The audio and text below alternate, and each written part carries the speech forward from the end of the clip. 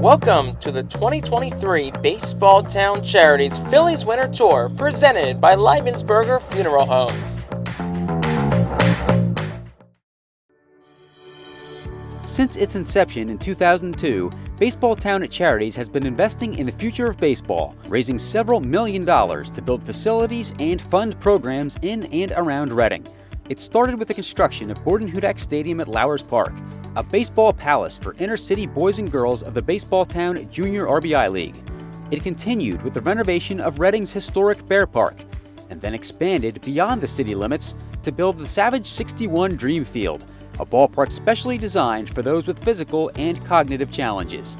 In addition to financially supporting the leagues that utilize these facilities, Baseballtown at Charities recently started the Rip It for Life program, which provides free lessons, batting cage time, and invaluable guidance about life to players who lack the financial ability to pursue playing at a higher level.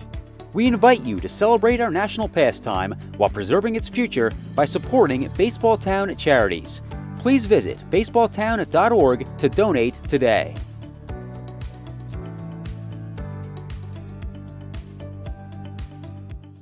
Welcome with more of our Baseballtown Charities Winter Tour, and I'm joined by Philadelphia Phillies first baseman and designated hitter Darick Hall. This past summer, Darick, you got a chance to make your major league debut and at the same time end up being a part of a postseason run with the Philadelphia Phillies. It was good to be Darick Hall in 2022. Yeah, man, it was a special year. I think coming from 2021, learning some lessons and just being able to apply them, it really, I really saw the benefits of that. And, just being able to be a part of such a special squad too, being a part of there for the big winning stretch there that got us back in playoff contention. And then obviously going from that all the way to the World Series was, it was awesome to be a part of. And, one thing I said during the World Series, even though I didn't play, it was very special because there's a lot of people that are way better than me that have never been able to sit in their own team's dugout during a World Series. So, it was special to be a part of that. And it was something that, I'll remember my whole life and just to know like how sacred and awesome that is just to be in the World Series. So let's go back to June. You're obviously in AAA playing with the Iron Pigs, and Bryce Harper gets hit with a pitch and is going on a disabled list. Phillies are looking for a left-handed bat, and they make the call to the Iron Pigs to bring Darick Hall up. What was going through your mind at that stage, and how long did it take you in the whole process of getting to Philadelphia? Yeah, so I was having a good year. I had a lot of momentum, and I felt like it was probably the first year where I felt like this really could happen. So in my mind, I had kind of prepared a little bit for it, but I wanted to be where my feet were, right? Because it was like I didn't want to get ahead of myself. And I wanted to make sure I was still focused. But I think when Bryce got hit by that pitch, it kind of struck me like, okay, this might be the time I get the call, because and I just remember the day it happened, we were in Syracuse, New York, and got the call, a team meeting.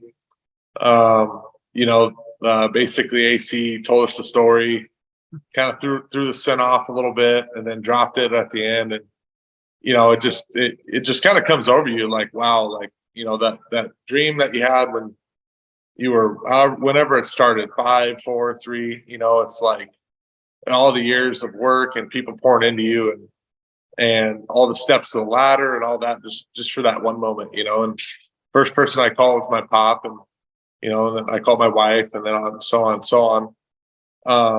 But I still remember, I think I slept for about 3 hours for my debut. We were taking all the necessary preparations, like trying to get our lives together, coordinate what was going on. So it was a very special moment. It'd been I've worked really hard for that moment, but like I tell anybody, just because I got the call, it's not all about individual success. There's been people that from the time you're 5 years old, little league coaches, high school coaches, college coaches, players, family, they're all pulling on that same side of the rope for you and teaching you lessons and there when you need them. And, so it was like when I got called up, we all got called up because, there was, including my time in Reading, I learned a lot of lessons in Reading and was able to grow while I was there. And those lessons that I learned have helped me get to the point where I'm at. And the people there, I would consider Reading the first taste of Phillies fans and the environment, right? Where it's like a lot of energy. It's loud, it's a real first taste of what Phillies is like. So you get the call, as you said, you're in Syracuse and the Phillies are at home in Citizens Bank Park. And so you make the road trip to Philadelphia, and it's June and it's a series against the Atlanta Braves. Absolutely no pressure there. Yeah, it was funny. I always say that there's, in the minor leagues, there's two monkeys on your back, right? It's the monkey that, hey, I want to get to the big leagues, but then there's the performance monkey, right? They sit on each shoulder. And it was like the day I got called up, it was like one hopped off. So I was like, wow, like now it's just about performance. It's like just, because getting to the big leagues is any minor leaguer's goal or any person's goal that plays. So to me, I felt like, when I went up, it was like, I felt really prepared because I was like, I'm just going to do what I've been doing. Like, I'm not going to try to impress anybody. And I wanted to make sure that I'm playing the way I know how to play, because I can't go to bed at night if I didn't do that. If I tried to do too much or if I was too passive, and, the way I looked at it is, Tomper threw me right in the 4-hole. I've hit there before. And that gave me confidence. It's like, hey, they think they know I can hit the 4-hole. I know I can hit the 4-hole. And, that's the way I kind of approached it. I went in, I wanted to be confident to play the game I know how to play. And, I could have lived with the result like that. And, fortunately it went well. But we got a lot more work to do this year. And I'm really looking forward to it. You mentioned about being in the 4-hole. Watching that game on television, John Kruk, it was obviously in the television booth for the Philadelphia Phillies network. And I thought he made a very interesting point that night about putting you in that cleanup spot. He thought that was the right way to go because obviously through most of your minor league career, you were hitting, if not in the 3, the 4, the 5-hole. And so rather than to change it up and put you somewhere that you're not accustomed to, maybe the thought would be to put a young hitter further down the lineup. He thought it was the right move to put you right into the middle of the order and put you in a spot that you were accustomed to hitting in. You didn't feel any added pressure being in that 4-hole. No, I didn't. I felt like, that if anything, that gave me more confidence, right? And 4-hole, hitting in the middle of the lineup's a mentality, right? It's like, if you're hitting in the middle of the lineup, pitchers aren't going to be as, they don't want to give you that cookie, right? It's just the way you've always hit. Like, they pitch around you, you got to be selective, right? So it's like, I know how to hit like that. And obviously the big leagues is a different level, but it's the same thing. It's not, out of touch between AAA and the big leagues. If anything, at times I thought AAA was harder because guys don't throw strikes all the time. But so, again, I think it gave me confidence. I had a lot of confidence going in. It was like the perfect time. If I could have got the call, if I'd have looked back over the course of 5 years, there was no better time, right? That I could have got the call with, the way I was swinging the bat, the routine that, we finally created as a unit, me and the hitting coaches, defensively. So, I think the Phillies were very wise in the amount of time that I was in the minor leagues because I felt like I learned a lot. I was able to progress as a player. And that way, by the time I got my shot, I was a very mature player. I've seen a lot of baseball at the professional level, and I think that really allowed for that moment and then that period of success that I've had in the majors. You were drafted by the Phillies organization in 2016, and you hit from the moment that they drafted you. But you just made reference to this, that the 2022 season that you were having in Lehigh Valley was clearly much better than any other season that you had up until that point. You seem to be having a much more well-rounded season with the bat. Was there any particular thing that you had done differently going into 2022 that made that happen? Yeah. So, I look back in 2019, I repeated AA, and I played in Reading all of 2019, and I learned some things there. But then obviously the world stopped with 2020, right? Hitting's one of those things for me, at least. It's like if you don't, especially hit pitchers for a while, it's kind of hard to pick it back up. And it seemed like in 2021, I'd have my moments and I'd have my shortcomings, but those shortcomings seemed to came way too often. And one thing I realized that year that helped me in 2022 was I hit the ball just as hard in 21, but I was hitting them low, right? And the shift just cleaned me up. It just cleaned me up. I remember one week, played 6 games in Syracuse in 21. I didn't strike out one time, and I got 2 hits. Right. So, I mean, how many ever at bat, 40 at bats, hit the ball every time? I walked one time. So I put the ball in play like 37 times and got 2 hits. It's like, that's how effective that shift is. And that's why we banned it. But that's another. Okay. But, so when I got to AAA, the pitchers are they're a little older, more mature. And what they figured out is, okay, this guy can hit the ball in, but he doesn't get it up high enough all the time to hit to the shift. And I just fed the shift, right, with 100+ mile-an-hour balls. Well, I had to learn how to stay shorter and keep my hands in and then be able to stay palm up on that ball in. And I worked tooth and nail on it, cutters, sliders, everything on the inner half of the plate. And I got really good at it. And when I came in this year, it was like if there was a ball and I knew it was coming on the inner half of the plate, it not only was hit well, but it was hit a certain way. Right. And that to me is what played into my success this year is I had the pitchers where I wanted them. They were throwing the ball away. Right. And it's not always fun to hit the ball away. Right. But the thing is, I'd way rather be beat away than beat in. Right. And that is what allowed for the success this year. And even in the majors, it was like pitchers they couldn't feel like, hey, I could come into this guy all the time. Right. And as a hitter, there's no scarier pitch than the ball in if you can't hit it or hit it well. If you don't have confidence, it's inside pitch is a mentality. If you don't have the confidence to hit it, if you don't have the skill set to hit it, they can throw it in there. And that's what changed the game for me. And especially from righties, they like to crossfire it in.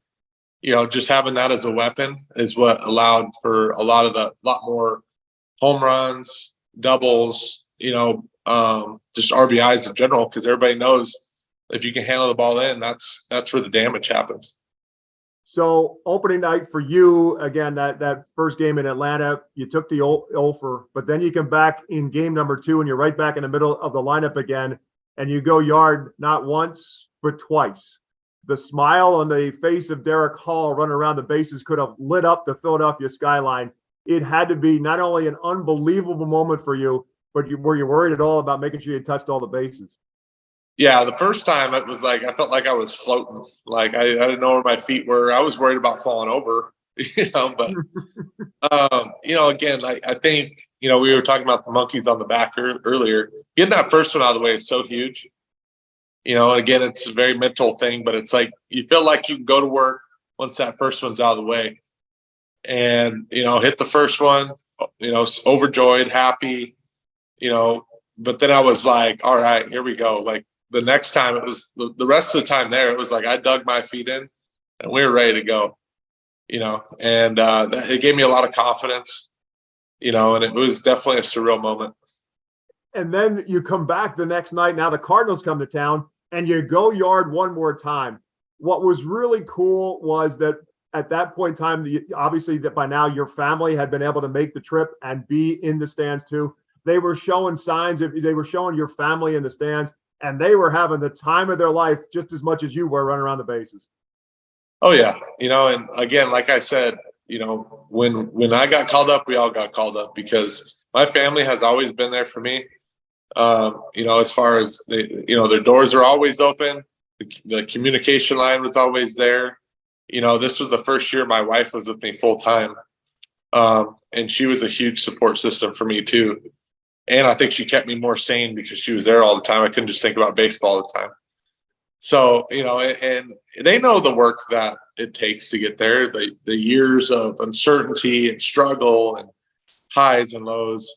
I think that's why families really get behind the players, and it's really exciting for them because they understand the struggle and the highs and lows, all the emotions that come with getting to the big leagues, and just for them to see their own family go through that pursuit and come out on that end, I think is what really excites them, and it was great to have my family there. Just, they've seen me from the time I was tiny, all the way till now, swinging a wiffle ball bat to swinging a little league bat to a high school bat, all the way to a wood bat, so. And so now all of a sudden with what happens with the game 3 and yet another home run, all of a sudden the city of Philadelphia and Philadelphia Philly fans now are introduced to Long Ball Hall. Where did that nickname come from? So Mikey Ventola wore it out this year in AAA. But it was funny. So, in media day, we signed a sheet that has, your full name. They ask a lot of questions, favorite foods, nickname, all this stuff. And I'm like, the previous year I never put a nickname. I'm like, everybody just calls me D-Hall. There's not much of a nickname, it's just. So this year I was like, I remembered a time in Williamsport where a fan would stand up on the very back of the stands and just yell Long Ball Hall. Right. And I was like, I'll just put that. I thought it'd be funny, And sure enough, Mikey wears it out and get the call, and all of a sudden it's in Philadelphia, and you're like, oh, I guess I'm Long Ball Hall now. So you brought up being here playing in Reading, and you were here in 2018 and 2019. What are your memories of being here in Baseballtown? Yeah, so I remember even on my debut in 18, just going up, and I Lakewood had some fans, and High A had fans early, and it seemed like once the weather set in, people didn't go to the games, understandably.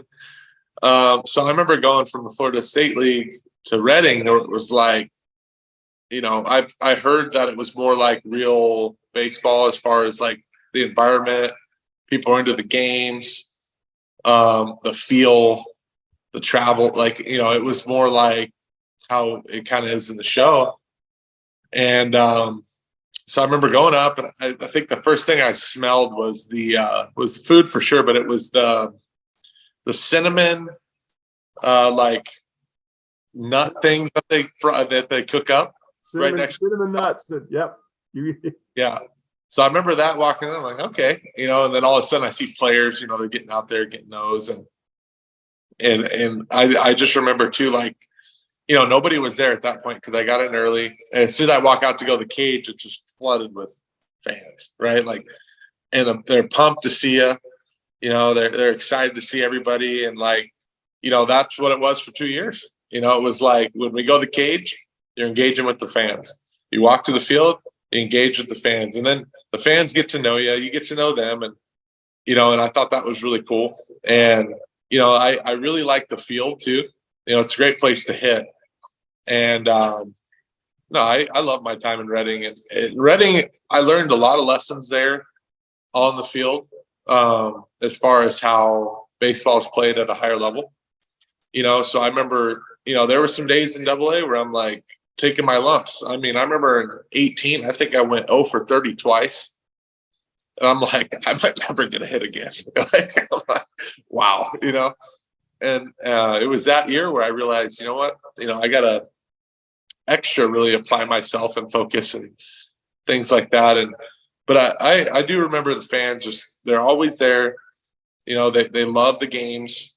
We love the fans. And that was the first fan relationship place I have ever played in, where it seemed like the fans were that engaged. In other places, it seemed like the fans go to watch the game, and that's fine. There's nothing wrong with that, but it was just a different mentality there in Reading.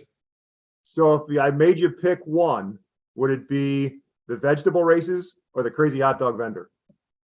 Crazy hot dog vendor, no doubt.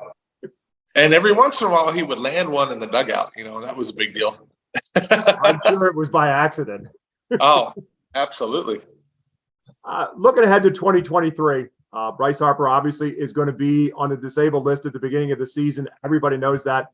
That opens up a door for a left-handed power bat. And has that changed your approach to this spring training now that you know that you're going to get the opportunity from spring training to be on the big league squad right out of the gate in April?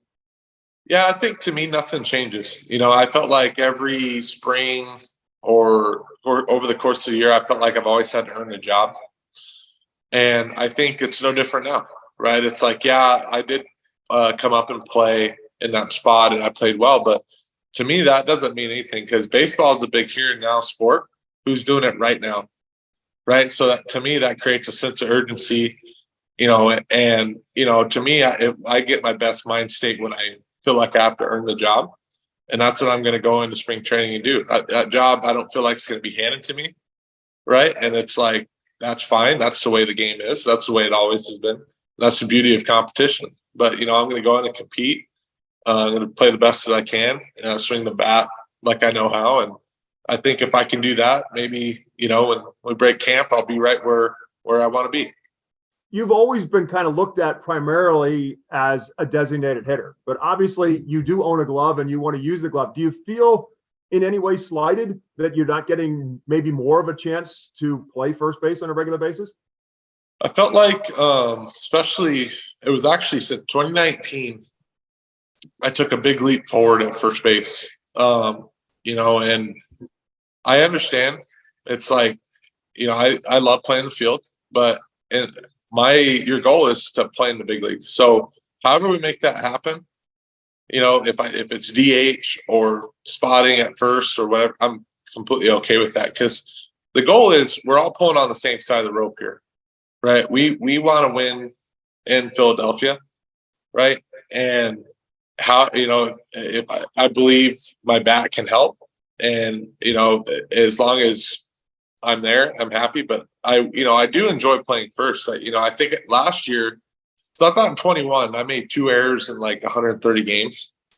And I was like, I don't know if I'll have another defensive year like that again. And then this year, in about 125 games, I made 1 error. And I was, I felt really good about it because I got really comfortable at 19. And I basically, that was my problem when I was younger, is I didn't have, when I was on defense, it was more like, not nervous, but just, I would say a little overamped, right? Where, you get a little fast, the game speeds up on you. And as I've gotten older, I realize it's like slower's better. You get wiser, you read more hops better. You've seen the same balls hit multiple times. And just that like calmness kind of came over me in 19 and 20 or 21. And then this year too. So I'm happy with how that's going, and I think that's available. And I think, I could benefit the team with my glove. So, that's just the way I look at it. It's team first. And then, if they need me, they'll put me there, and that's just kind of how it's going to go.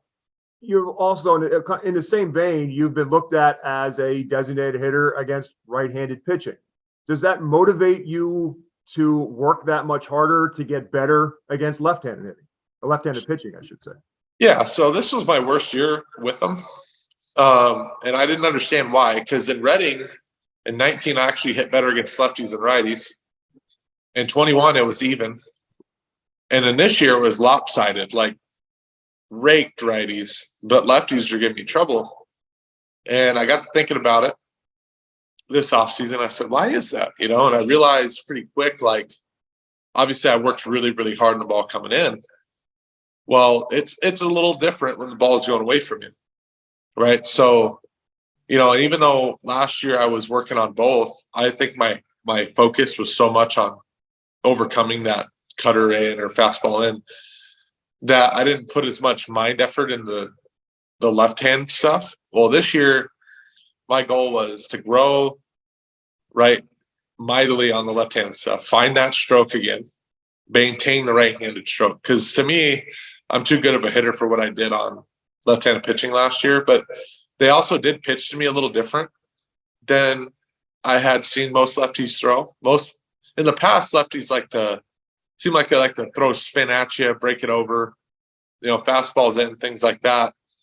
This year, it seemed like they were kind of tunneling balls away. So it'd be like they throw a fastball away a couple times, either dot one, get you to swing, and then they throw a slider in that same spot and let it off.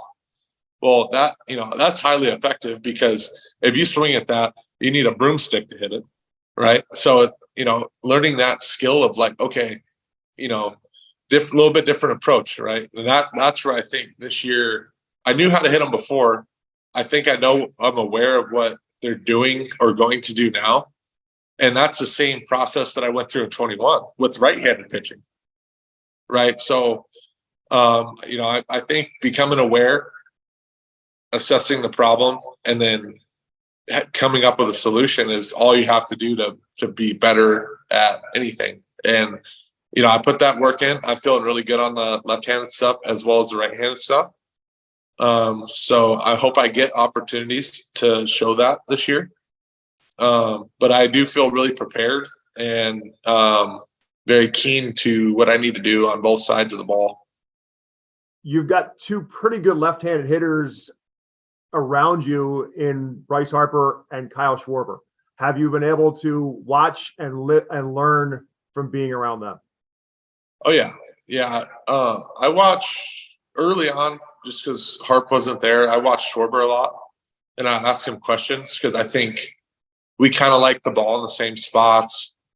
We're a little different size hitters, but the pitchers kind of pitch similar. So I'd ask him questions, and I'd watch his at bats pretty keenly. And then once Harper got back, I watched him too. But what's funny about Harper is you can't try to be like Harper until the pitchers are scared of you as they are of them, right? Like pitchers are scared to death of that guy, and it shows. And it's hard to hit like that. It really is. It's like he probably gets more tough pitches and balls thrown to him than good pitches to hit than anybody, right? So as much as I like watching him hit and as good as he is, I don't find that our approaches are as similar, right? Because like I said, they're scared to death of him. I think all pitchers have a certain amount of fear of bigger power hitters, right? But like there's nothing like him, And so that's kind of how I'd go about it. But to watch Harper continuously drive the ball, take his walks, drive in runs, extra bases when he's base running. He plays the game how the game should be played. He's very skilled at it, and it's really, really fun to watch. You're a pretty big dude, and I can imagine that in your time you've hit the ball a long way a number of times. Can you ever imagine hitting a ball like Kyle Schwarber hit in San Diego in the National League Championship Series? No, it was funny. We talked about that. So I think me and Kyle think that the farthest ball you can hit is if they throw like a slider in and you pull it, because it's already kind of like coming into you and you're already kind of taking a right turn. So it's like when he hit that ball, it was like basically as far as a man can hit a ball. It was like full hack, on time, ball's coming in, close to your body where all your power is. So it was fun to watch. I mean, I tried to hit one that far in BP the next day and I struggled to do it. I don't want to put a negative spin on it, but if camp doesn't go as well as you hope it does, and you end up going back to Lehigh Valley, how do you think you'll handle that, and what will your approach be? Again, I think you just go in and you be where your feet are. I think I would need to know, obviously I'd have to know why, right? As far as like, okay, was it, and this would be my own assessment. It'd be like, what's going on? What the problem is, create a solution, fix the problem, and, again, when you get sit down, you're still playing, right? You're still playing for a team that wants to win, right? You're playing for your teammates, right? It's always like individual success is nice, but that on the spectrum of the things that you need to do is last, right? It's like wherever you are, you do not want to be the guy that goes, I shouldn't be here, blah, blah, blah. I should be somewhere else. Well, you know what that brings? Worse success, dislike from your team, resentment from your teammates and staff, resentment from the fans, resentment from your baseball people, right? Because nobody feels bad for you, right? You shouldn't even, you shouldn't feel bad for yourself, but no, you don't want, nobody feels bad for you. You just you got a job to do, and you do it. And that's the way I look at it, whether it's going to be in Philadelphia or Lehigh, is you got a job to do. Your job is to execute, right? And perform. And if you do your job, then you will get where you're supposed to be. And that's the way I look at it. When you got called up in June, the change in managers had already happened from Joe Girardi to Rob Thompson. So you obviously got a chance to experience what being coached by Rob Thompson was all about. What do you think, and what can you attribute to his success in the Phillies clubhouse? Yeah, so what I really liked about Topper is right away he's in the clubhouse. He's talking to the guys, seeing how you feel, asking about your day. It's not always the baseball talk that, will help a guy play better. It's just simply asking how they are. It gets overlooked sometimes, but it's like when that happens, it makes you feel better about just the whole thing, right? It's like, Topper cares. He's busy, first time manager, right? All this stuff, but he's still walking around and asking how you're doing. How's your family? How's your body? You ready to go? Things like that. And the cool, calm confidence that he brings, right? So it's like, I would say that clubhouse is full of ultra competitors that strive individually to perform at their best, right? So when you got guys like that, it's almost like, what Tomper figured out is you just kind of back off and you let them play, because they don't need extra stress, because they're already striving so hard. And that's what it seemed like. Whether things went good or bad, he was always there, but it wasn't like he was trying to be a driving force, a harder driving force, right? It was like he knew his role as far as he put the guy in the right spots. He cares. He's confident. He understands that it's not always going to go your way. And he's patient. And I think that was really what that clubhouse needed. Was honestly, he kind of backed the pressure off of us inside, right? Inside that clubhouse. And people played loose, right? It was like, it seemed like within a couple of weeks of, after I got there, multiple guys got hot. Bomer got hot. Stott started swinging it. Real Muto got hot. Schwarber was already red hot, right? And that's, it was just like, it seemed like that kind of built up. Castellanos got hot. Reese, kept going good. And it was all of a sudden, by the time it was the end, Harp comes back, boom, everybody firing on all cylinders. And it was like, everybody got comfortable, and were able to get in their zones and weren't driven too hard to where, you felt like you got to do too much.